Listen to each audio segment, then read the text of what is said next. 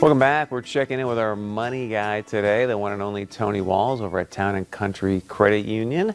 Tony, welcome to the show. We're going to be talking about how lenders kind of determine what you qualify for. So great to have you. And I think that's a topic a lot of people are interested in. So how do you guys determine how people qualify for what?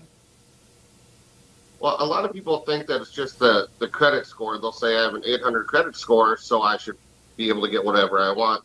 But there's a lot of other factors that go into getting a loan. So there's two different types of loans. There's an unsecured loan, and we'll touch on that first. So an unsecured loan is just what we call a signature loan, where there's no collateral. So let's say I make $24,000 a year. If you come in and ask for a $20,000 loan, you're probably not going to get it.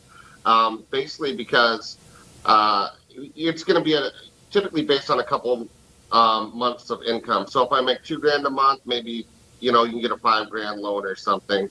But they look at more than just the credit score. So even though you have an 800 credit score, doesn't mean you get a $50,000 unsecured line. So let's say that I'm trying to get as big of a loan as I can or whatnot, or what are some things I should be focused on to try to, I guess, raise that probability? Well, it's going to come down to your debt to income ratio and how much debt you have out there.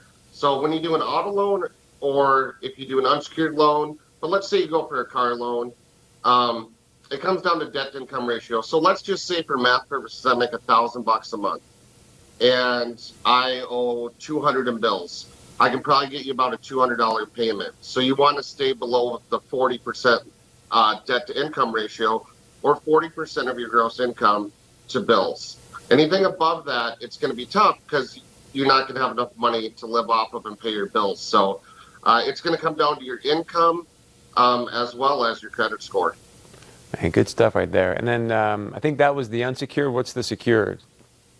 On the secured loan, some of the things you run into is always debt to income ratio. If you make $1,000 a month and you want a $500 car payment, your debt to income ratio is going to be above 50%, so that's just not going to happen.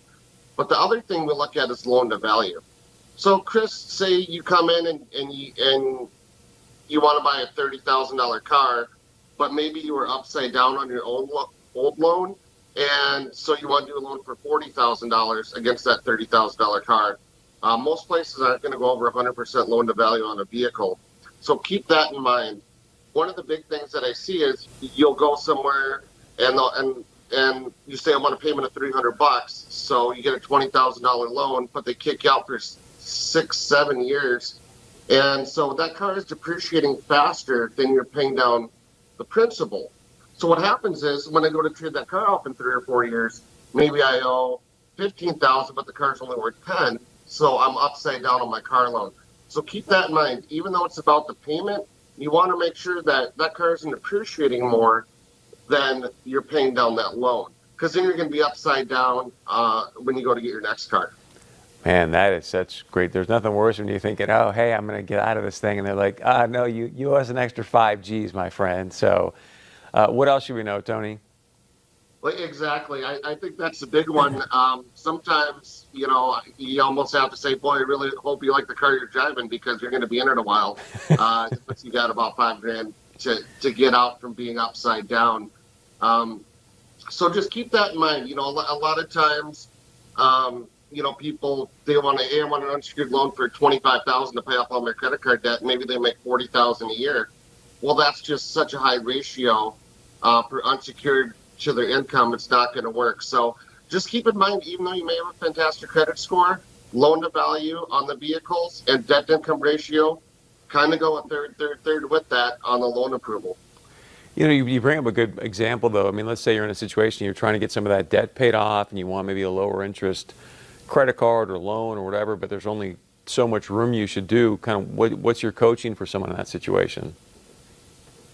In that, kind of like all of us, at certain times in life, you want to pay down that credit card debt. The other thing that we do a lot too, sometimes people may have $10,000 in credit card debt, but they say, hey, my car's worth $10,000 and it's paid off.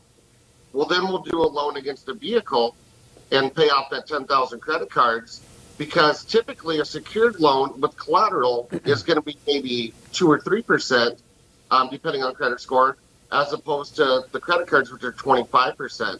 So anytime it's an unsecured loan, the risk for the bank or the credit union goes up. So you want to make sure that if you do have collateral, you want to use that and look at ways to use that, whether it be a home equity loan or an auto loan, and take that unsecured higher debt and put it into a secured loan. So you want to structure your debt the best way possible. Tony, great stuff. We appreciate it very, very much. If people want to reach out to you, how do they do that? I think go to townandcountry.org. They can contact any of our branches. They can apply right online. And Chris, I'm sure you have a busy day with Election Day, so have a good day and be interesting to watch. It's going to be fun, man. It's Super Bowl, bro, so it's going to be entertaining to say the least. So have a great day. We'll look forward to talking to you soon, Tone. Absolutely, too. Thanks again for having me, Chris. Thank you. All right, stick around. We got a lot more coming up right after this.